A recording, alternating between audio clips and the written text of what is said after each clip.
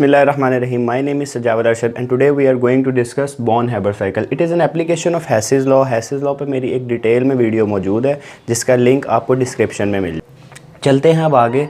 एक छोटी सी आपको मिसाल के साथ hess'slaw को जल्दी से एक्सप्लेन कर देता हूँ। hess'slaw क्या है कि पूरे रिएक्शन में चाहे वो सिंगल स्टेप रिएक्शन हो चाहे वो मल्टी स्टेप रिएक्शन हो, यानी जितने भी पाथवेज हों उसमें जितने भी इंथाल्पी होगी वो चेंज नहीं होगी, ठीक है जी, सेम रहेगी।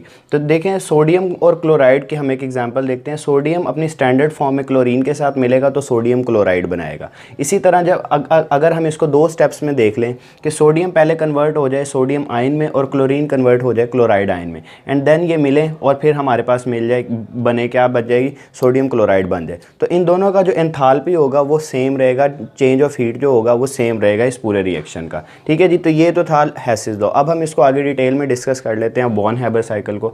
born-haber साइकिल हम यूज़ क्यों करते हैं? किसी भी रिएक्शन की लेटिस एनर्जी को फाइंड करने के लिए हम born-haber साइकिल को यूज़ करते हैं, ठीक है जी। देखिए सोडियम और क्लोराइड अपनी स्टैंडर्ड फॉर्म में मिला और सोडियम क्लोराइड बनाया। तो हमें पता है कि जब स्टैंडर्ड फॉर्म में कोई भी एलिमेंट्स आपस में मिलके कंपाउंड बनाते हैं तो जो हमारे पास एंथैल्पी होती है उससे हम कहते हैं हीट ऑफ फॉर्मेशन, ठीक है जी, एंथैल्पी ऑफ फॉर्मेशन। इसी तरह जब सोडियम और क्लोराइड आपस में मिल सोडियम कन्वर्ट होगा सोडियम आयन में और क्लोरीन कन्वर्ट होगा क्लोराइड आयन, यहाँ पर डिफरेंट एंथैल्पीज़ आएंगी जिनको हम बारी बारी आगे डिस्कस करते हैं।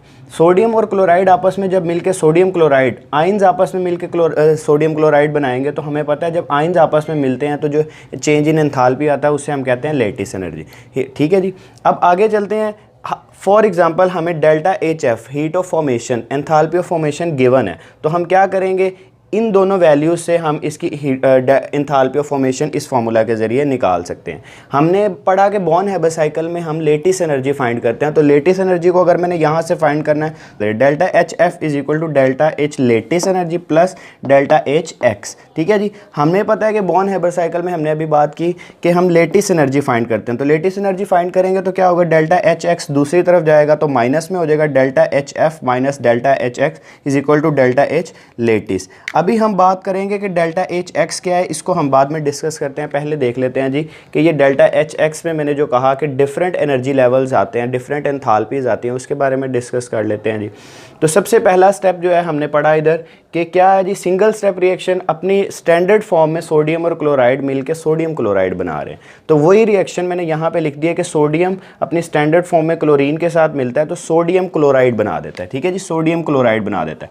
तो जो आपके पास एंथैल्पी ऑफ फॉर्मेशन आई यहाँ पे -411 किलो जूल पर मोल, ठीक है जी।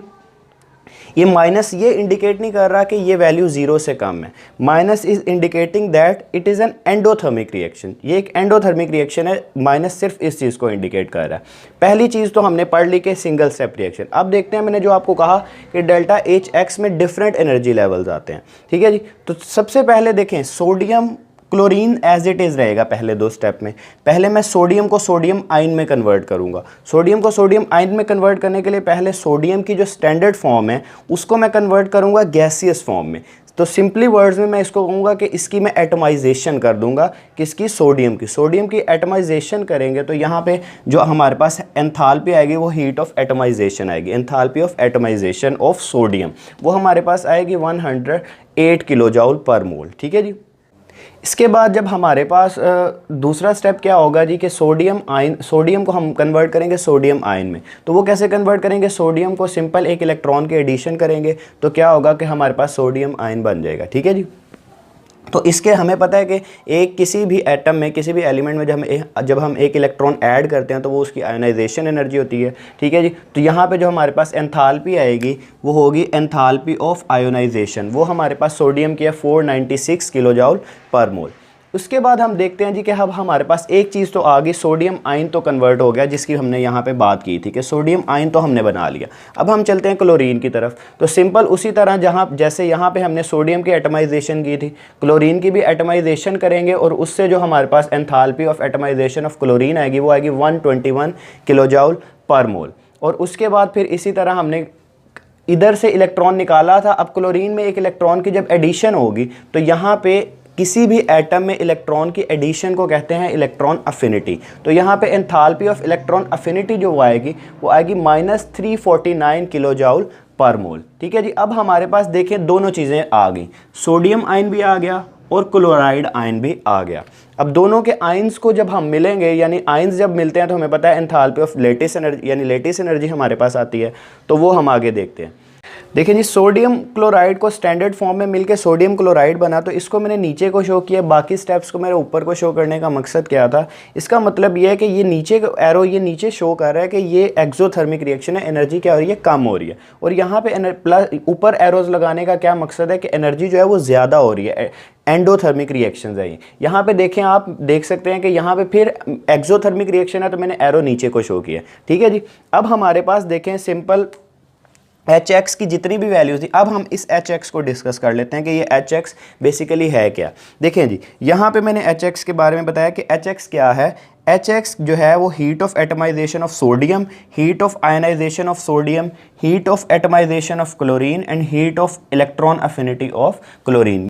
यानी कि चार जो वैल्यूज़ हमारे पास ये वाली आई हैं, ये 108, 496, 121 एंड -349, इन चारों वैल्यूज़ को जब हम ऐड करेंगे तो हमारे पास डेल्टा HX की वैल्यू आ जाएगी। यहाँ पे देखें मैंने ऐसे किया 108 + 496 + 121 + -349। जब मैं इसको सॉल्व करूँगा तो मेरे पास वैल्यू आएगी +376 किलोजूल पर मोल। इसके बाद हम क्या करेंगे कि हमने लेटिस एनर्जी फाइंड करनी है। हम इस फॉर्मूला को यूज़ करके लेटिस एनर्जी को सिंपल फाइंड कर लेंगे कि delta H lattice is equal to delta HF minus delta HX।